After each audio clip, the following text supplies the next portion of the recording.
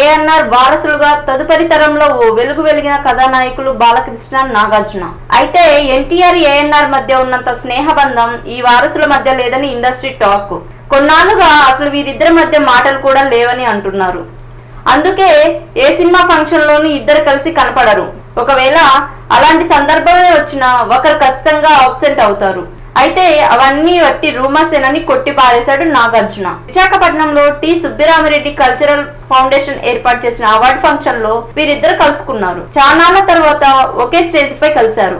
పనిలో పనిగా తమ మధ్య ఎలాంటి వివాదాలు లేవని కొట్టి పారేశారు హీరో నాగార్జున. తమ మధ్య గొడవలున్నాయంటూ పిచ్చి పిచ్చి రూమర్లు వస్తున్నాయని, తమ మధ్య అలాంటి గొడవలేమీ లేవని స్పష్టం చేశారు. అంతేకాదు, మేమిద్దరం మంచి మిత్రులం అంటూ స్టేట్మెంట్ ఇచ్చారు కూడా. అంతకు ముందు మెగాస్టార్ చిరంజీవి, బాలకృష్ణ కూడా తమ అభిమానులకు ఇదే సందేశాన్ని ఇచ్చారు. అభిమానులెవరూ తమ మధ్య విద్వేషాలు పెట్టుకోవద్దని పిలుపునిచ్చారు. ఇప్పుడు నాగార్జున కూడా అలాంటి స్టేట్మెంట్ ఇచ్చారు. అయితే నిప్పులిందే పొగరాదనే సంగతి నాగార్జునకు తెలియక కాదు.